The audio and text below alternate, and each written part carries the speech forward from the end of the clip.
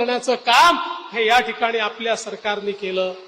आणि एवढंच नाही, मुख्यमंत्री माझी लाडकी बहीण योजना देशातली क्रांतिकारी योजना महाराष्ट्रात सुरू झाली।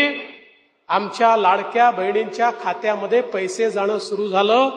योजना माननीय मुख्यमंत्र्यांनी जेव्हा घोषित केली त्यावेळी आमचे विरोधक म्हणाले ही फसवी आहे, हा जुमला आहे, हे जाणार नाही आहे। आतापर्यंत 1,60,00,000 खात्यात गेले आणि आता 2 कोटीच्या वर खात्यांमध्ये पुन्हा पैसे चाललेले आहेत।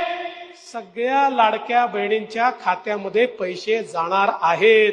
आणि काळजी करू नका, आम्ही मार्च पर्यंतचे सगळे पैसे ठेवले आहेत। तुमच्या आशीर्वादाने मार्च मध्ये पुन्हा बजेट मांडू, त्याच्या पुढच्या मार्च 2026 पर्यंतचे पैसे ठेवू।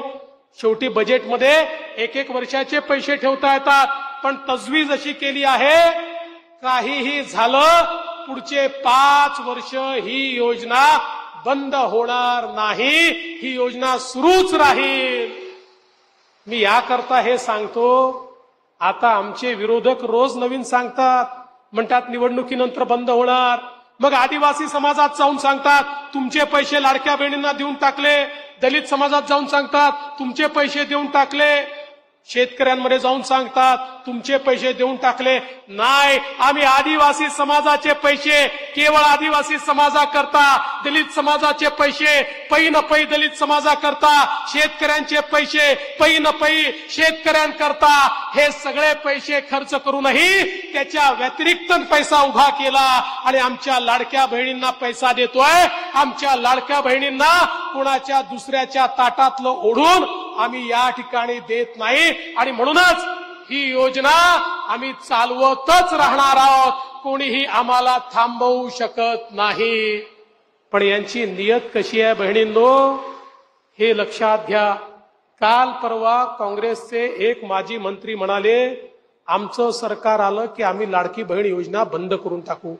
नुसतं म्हणून थांबले नाही, तर काँग्रेसचे अध्यक्ष नाना पटोले यांचे निवडणूक प्रमुख हे कोर्टात गेले अनिल वडपल्लीवार की लाडकी बहीण योजना हा पैशाचा अपव्यय आहे, हा पैसा लुटवणं आहे, त्यामुळे ही योजना बंद करा।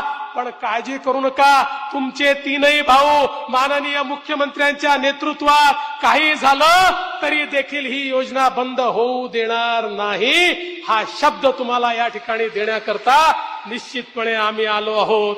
आणि एवढंच नाही, तर आज मुलींकरता मोफत शिक्षणाचा विषय असेल, इतक्या मोठ्या प्रमाणात आज मुलींना 507 कोर्सेसमध्ये 1000